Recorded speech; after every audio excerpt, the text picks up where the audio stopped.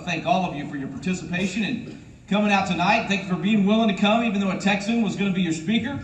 I know many of you are concerned about this. You think we Texans are just obnoxious. I want to try to explain that. When you're raised in the great state of Texas, you're probably 15 before you find out there are other states out there too. Okay? Kind of the way we do it. We come by it honest too. I served with Governor Bush with President Bush when he was governor of Texas, and I was doing a documentary at the time on President Reagan, and I had gone out and went to D.C. and interviewed all these state and national leaders. Got to sit down with Dick Cheney and Trent Lott and all these folks and ask them about the tax cuts of '81. And I'm sitting there across the desk from Dick Cheney. Now, I have no idea at the time, this is back in the mid-'90s, didn't know he was going to become vice president, had no idea he was going to turn into Darth Vader. I like Darth Vader, I like Dick Cheney, that didn't bother me when they called him that. But anyway, I'm sitting across the desk from me, and he was former Secretary of Defense at the time under Bush 41, and had been a congressman with Reagan in 81 with those tax cuts. So I'm asking him about this stuff. I happen to see on his desk, he's got this white phone, it's got a halo on it.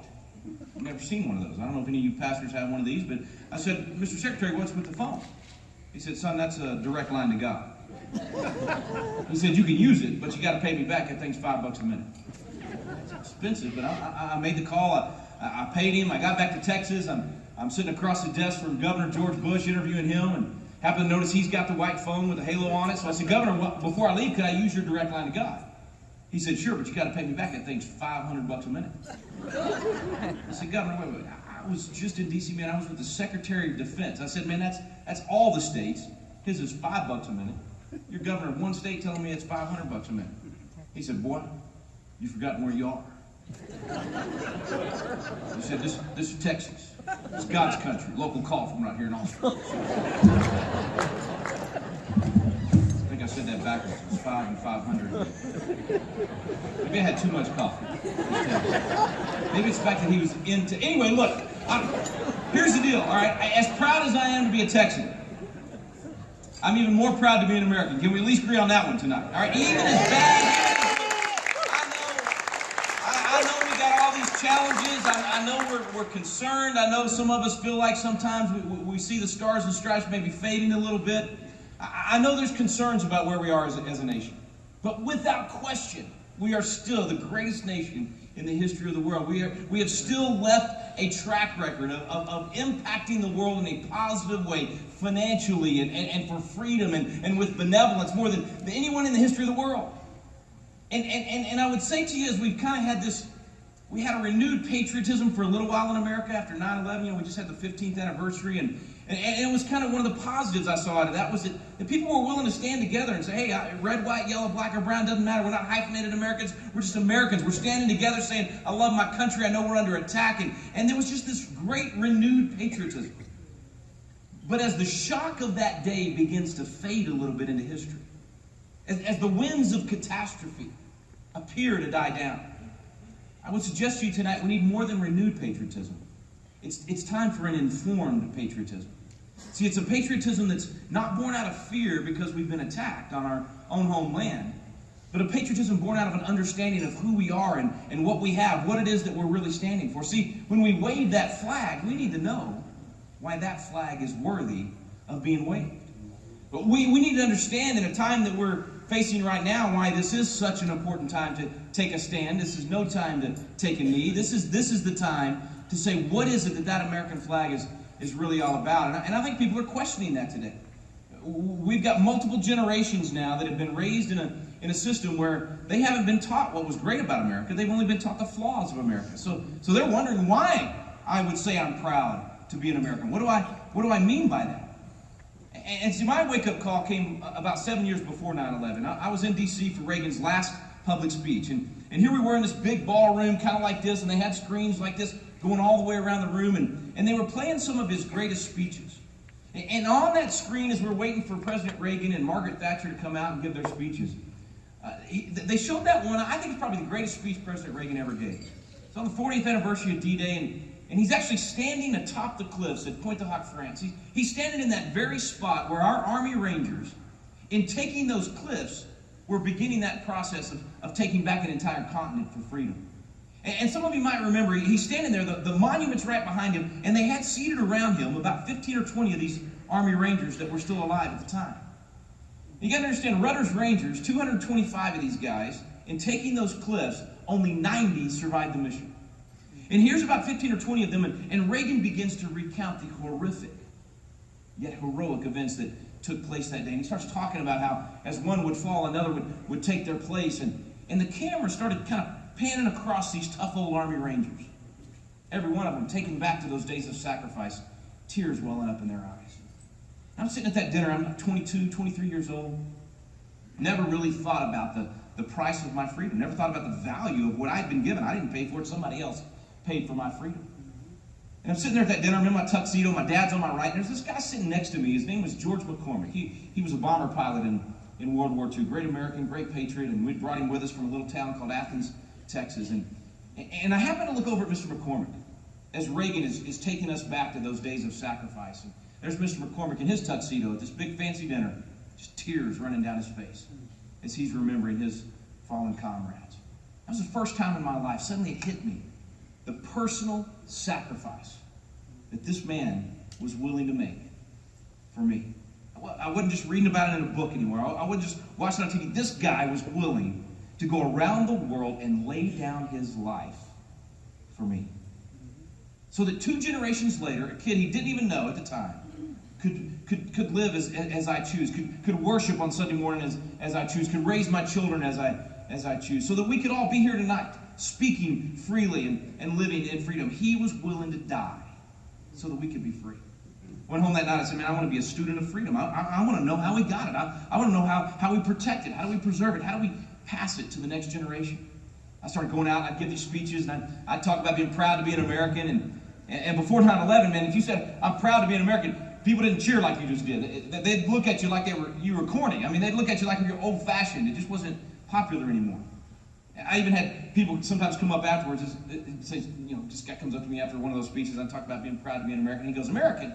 Psh, big deal. I mean, so what? What's special about being an American? Why is our way of life any better than anyone else's? A moral relativism of value systems, as if any system was the same. I remember having to fight textbooks back in Texas that literally said socialism, communism, and capitalism are just 3 equal ways to form a society. A moral relativism of value systems, as if any system of government and economics would produce the same result. I didn't know what to say to people that would say, American, so what?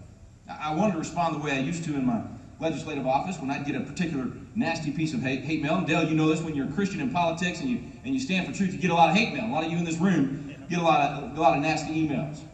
You might like this. I had a form letter I would send back when somebody sent me a particularly nasty piece of mail. And just said, Dear sir, ma'am, I thought you should know some fool has stolen your email. and they're writing asinine letters on it. They're even signing your name, and I thought you'd want to know about it.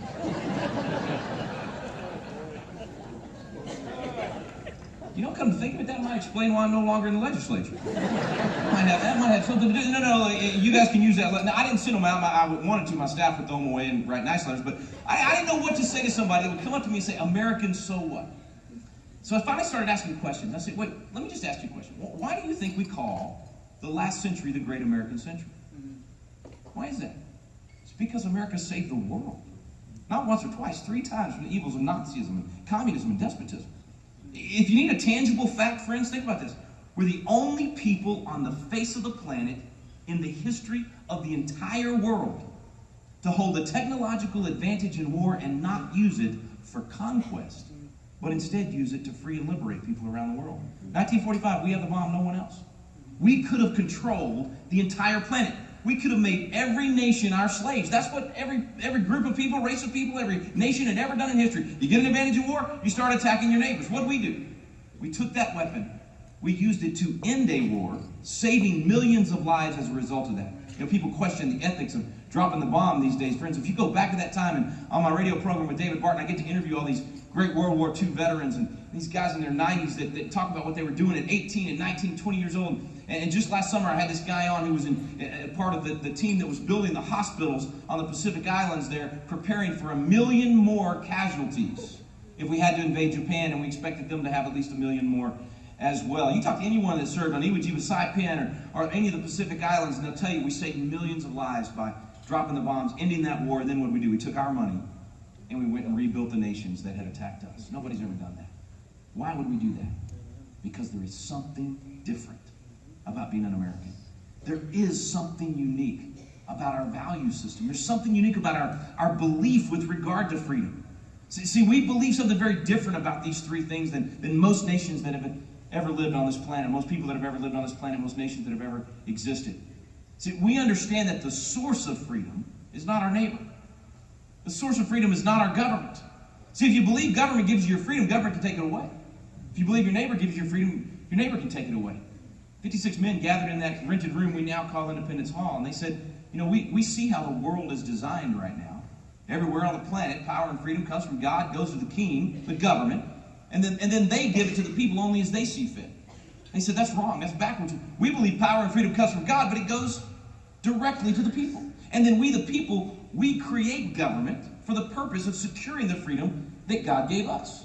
That's why they said right there in the Declaration, we hold these truths to be self-evident, that all men are created equal, that they're endowed by their... Notice it doesn't say commissioner. No offense to the commissioners out there. No, that doesn't say governor. Doesn't say president. That certainly doesn't say United States Supreme Court Justice. We're not endowed by any of those folks. We're endowed by our Creator. We're set on the inalienable rights that among your life, liberty, and the pursuit of happiness. That to secure these rights, governments are instituted among men, deriving their just powers from the consent of the governed. Just powers, that's the jurisdiction of government.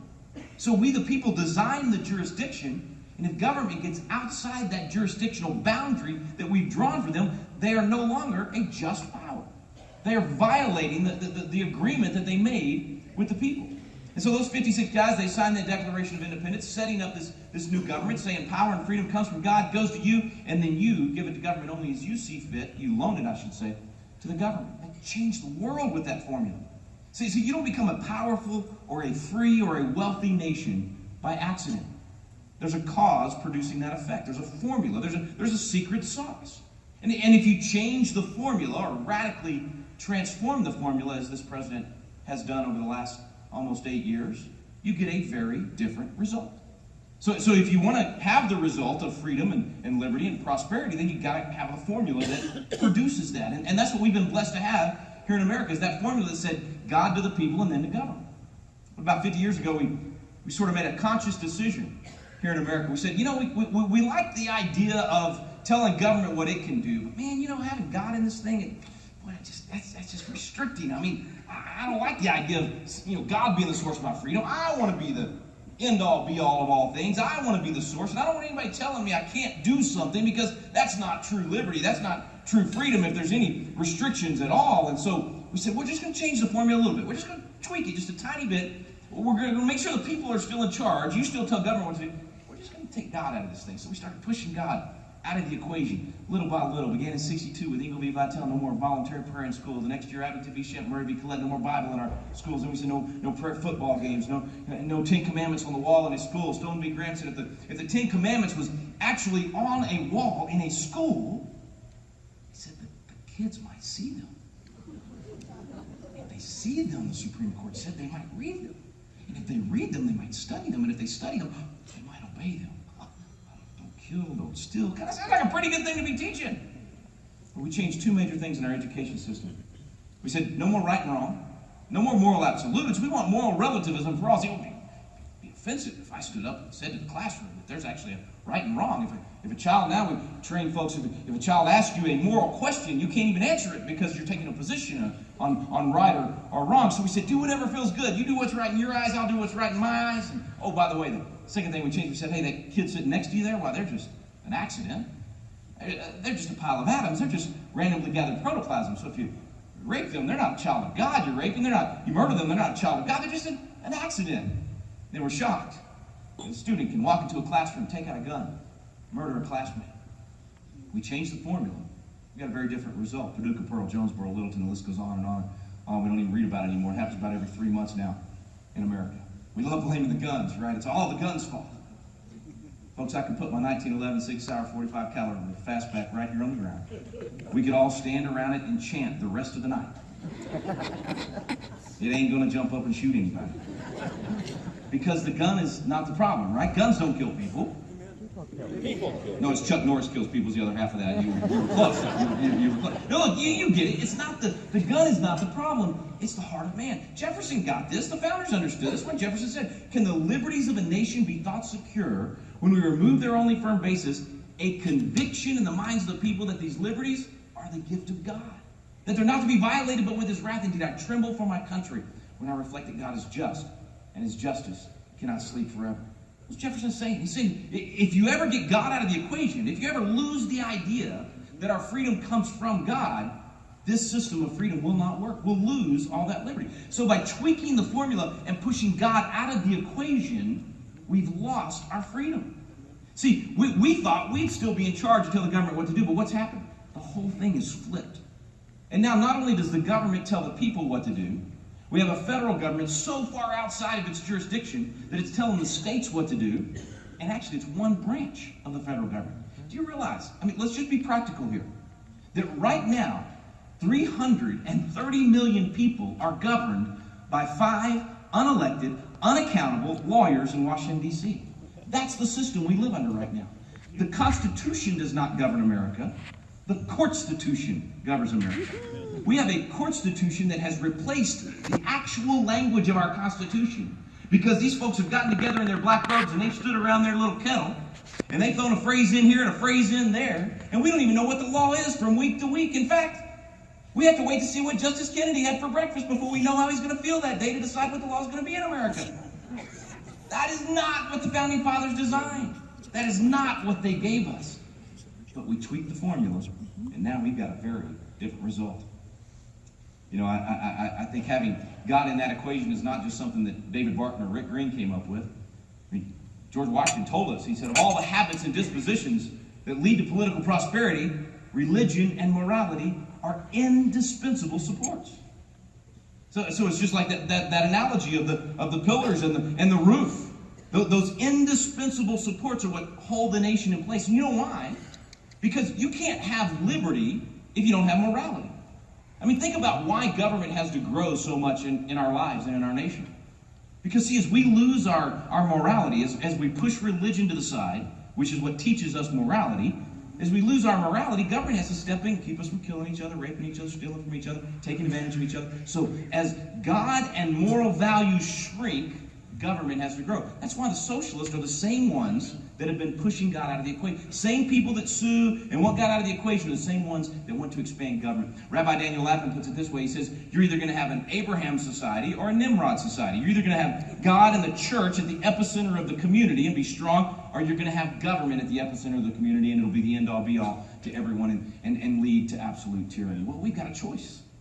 See, we can either come back to the founding fathers, back to the founding formula, put God back in the equation of the American formula, and once again have liberty, or we can sit back, take a knee, not stand, and watch our nation go the way of the ash heap of history. And I, for one, am not willing to do that. Amen. You see, Washington made that statement for a reason. He was watching the French Revolution take place. And the French wanted what we had. So they saw our nation already becoming prosperous and doing well and having liberty. And it was a formula that said liberty from God, under God, respecting the authority of God. And they said, we want liberty, but we're going to tweak the formula. So all we're going to do is take God out of the equation. And what happened? They killed all the priests. It led to the guillotine and absolute chaos. It didn't work. And Washington was watching that happen. He said, let us never remove God from the equation of the American formula, because it will not work if we do so. Now, the founders gave us the formula right there in the Declaration of Independence, in those 56 words I shared with you a few minutes ago. The idea that there is truth is something we've got to come back to, folks. I know it's not popular. I know if you stand up in any situation in America today and say there's a right and a wrong, what you're doing is wrong, it's going to harm you, your family, and our country, you got to stop. If you do that, it's very unpopular. You're the bad guy if you do that now. But see, when the Founding Fathers pledged at the end of that document, they believed so much in those truths, they were willing to pledge their lives, their fortunes, and their sacred honor. They were willing to give everything to stand by those truths. And so when I think of men like George McCormick, who went around the world and was willing to give his life for my freedom, I have to ask myself, how do I honor that? How do I thank him for that? He's dead and gone. How do I in some way render honor unto whom honor is due?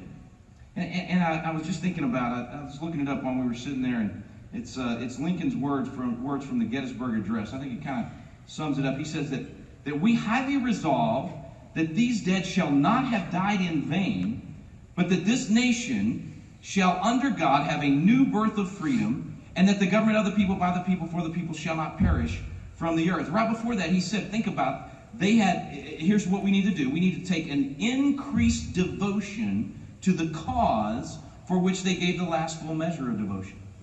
So an increased devotion to the cause for which they gave the last full measure of devotion. See, that's really what we're asking you to do tonight. To take an increased devotion to this cause. To once again recognize why these things are worth fighting for and standing for. And no matter what you've done up to this point, to recognize that you're not done yet. Until you're 6 feet under, you are not done fighting for liberty and standing for liberty. Now, a lot of these people you've seen up on the stage tonight, I mean, they're on the front lines. These guys go to the Capitol and day in and day out. These people that are serving in public office day in and day out, fighting these battles to preserve our liberty, but they need us to come alongside them. They need us to hold their arms up. They need us to be praying for them and standing with them. And can I just encourage you that a lot of these folks that are your godly men and women in office, they never hear from us. We love to call when they mess up. If somebody votes the wrong way, we'll get on the phone and call them. Can I encourage you to call these folks when they do the right thing too? And let them know, I got your back. Thank you so much. I'll stand for you in our community. I'll be defending you for taking that stand. Because right now it is not popular to stand for truth. So please encourage them as you go along. Here's what I want to challenge you to do. Oh boy, I'm almost out of time. Okay, so 2 quick clips I want to play for you real quick. First of all, I want you to think about that increased devotion to the cause for which they gave the last full measure of devotion. And recognize that, like Mr. McCormick, someone paid the price for you to be free. Many of you in this room were willing to lay down your lives for our freedom. It's time for us to again recognize the value of that flag and be willing to stand for it. I want to show you a quick clip. We do a little show called Chasing American Legends, and we go around and investigate history, mysteries, and things like that. But we took our kids out to Arlington Cemetery to try to drive this message home. I just want to give you a quick 60-second clip from that. Hopefully you'll recognize that and that need to honor sacrifice. Freedom is not free. It takes a lot of sacrifice by a lot of people. As we go over to Arlington National Cemetery, we're going to see soldiers that served in every battle of every war throughout American history. Yeah, it was really powerful. I mean, everything's just dead silent. I want my kids to come away knowing the amazing courage of these men who made a difference in our country. I was definitely most excited about seeing the Tomb of the Unknown. Kara's grandfather actually got a Purple Heart serving at Iwo Jima. Well, I thought it'd be appropriate to have a Texan come up and talk to you about a Texan. Is that okay? Hey, yeah. It really is incredible how much Audie Murphy accomplished at such a young age. He is the most highly decorated soldier from World War II. Colonel Birdwell has come all this way from Texas to share something with us. My total medical recovery time was right at about 4 years. But he had no idea that his greatest sacrifice was yet to come. There's nothing that will tell you how precious freedom is in pain, flowing in blood. That fellow there is now State Senator Colonel Brian Birdwell. He was the closest survivor to the point of impact at the Pentagon, covered in jet fuel, his whole body burned, and just an amazing guy. I mean, he should not have survived, and God preserved him for such a time as this, just as you were talking about earlier. He's a great hero for us there in Texas, but he helped to drive that home with my kids as we went out to that 9/11 memorial at Arlington Cemetery, and we learned so much about all the different wars and the sacrifices that people have made. And so many generations have been willing to stand on their watch. I love the phraseology that you were using there, Dale. We're on the same page. On our watch, as we've been handed this torch of freedom, we got to think about those generations before us. That we're willing to think long term, not just one election, not just one candidate, but thinking about how does this affect my children and my grandchildren. I used to ask people, what's your freedom worth to you? What are you willing to do for your freedom? And I finally figured out this wrong question. We need to be asking, what's your child's freedom worth to you? What's your grandchild's freedom worth to you? How much are you willing to stand today so that they can live in freedom, so that they can still have religious liberty and all these things that we hold so dear? So recognize that those that came before us have passed that torch generation after generation, and now it's our turn. And now the question is, what do we do at a time where it's so unpopular to stand for truth? What do we do at a time where we feel like we're outnumbered? We feel like we're now the minority. I want to tell you, I know sometimes you feel like you're the only one, but we get the privilege in Wallbuilders traveling across the nation, seeing groups like this all over the nation, in every state. Believe it or not, I was just in California of all places. And thousands of people coming out for events to talk about what they can do to save the nation and restore these timeless principles. You don't have to guess. You don't have to wonder what you can do.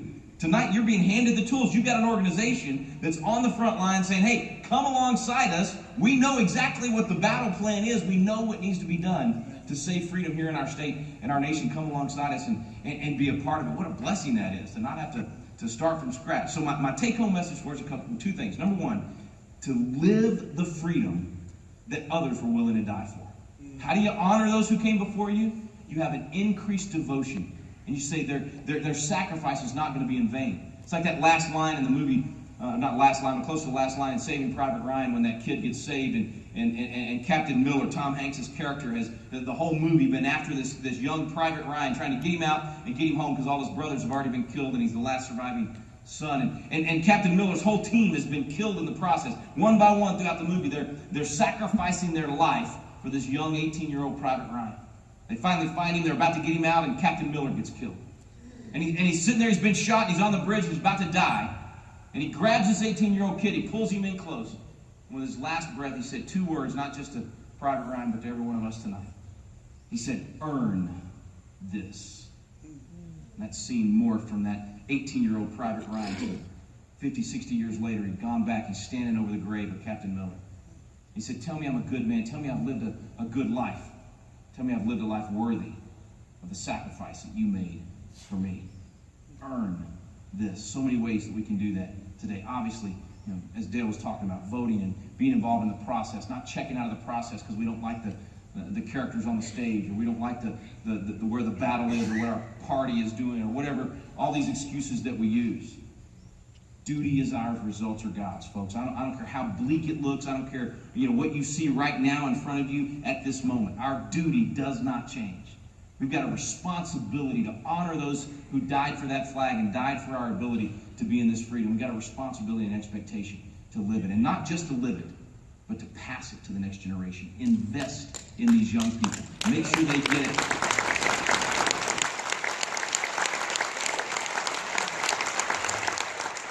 Make sure that they understand the value of freedom, because they're being lied to on college campuses all across this country about what our nation is really all about. One more clip and then I'll close. This is a quick sneak peek of the youth program we're doing, because I want to give you some hope. And by the way, if this young man right here didn't give you hope, just hearing a 21-year-old get up here and articulate biblical principles in politics, praise the Lord, man, that's the next generation. Right there. We're raising up an entire generation of them. Watch this clip real quick.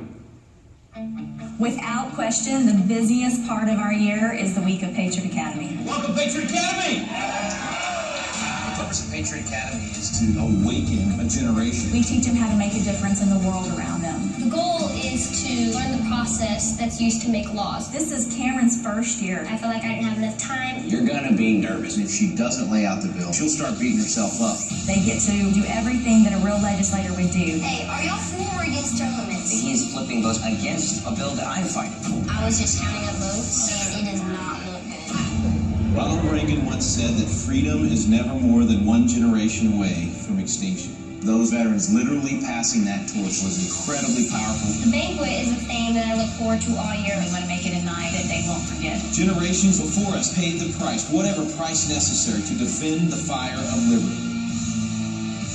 Now it's our turn. It is our turn. You saw that Marine walking in with that lit torch. We do that every year at the end of Patriot Academy to give that visual of actually passing the torch of freedom to this next generation. If you ever feel like we're outnumbered, I want you to think about what happened on April 19th, 1775. It's the morning after Paul Revere's ride. You talk about outnumbered. We had a small group of about 70 guys lined up there, a pastor and his parishioners. Black and white together, young and old. They stood there in defense of freedom against an overwhelming force of 800 of the king's finest. They're standing there waiting for the British to line up, and as the British are lining up, Captain Pitcairn walks up and he says, Major Pitcairn walks up and he says, "Disperse ye rebels, disperse ye villains, lay down your arms." Well, our Captain Parker, he walked up and down that little line of 77. He said this. He said, don't fire unless fired upon. But if they mean to have war, let it begin here. And then that shot heard around the world was fired. That's where your freedom and my freedom began. Friends, if it's going to survive for our children and our grandchildren, it's got to begin right here. In your hearts, in your homes, on your knees, thanking God for what we've got. But then you've got to get outside the four walls of your church, outside the four walls of your home, and you've got to invest in the next generation. You've got to help come alongside this organization that's on the front lines so that they can be the standard bearer, so that they can keep that torch lit and we actually have something to pass to the next generation. I believe firmly God is not done with America. People just like you all over this country are saying, look, we're not going to take a knee. We're not going to stand on the sidelines. God forbid that on our watch the torch of freedom will be dimly lit, or God forbid it be extinguished. On our watch, that torch of freedom, it's going to burn even brighter than it ever has before. God bless you guys, and thanks for letting me know.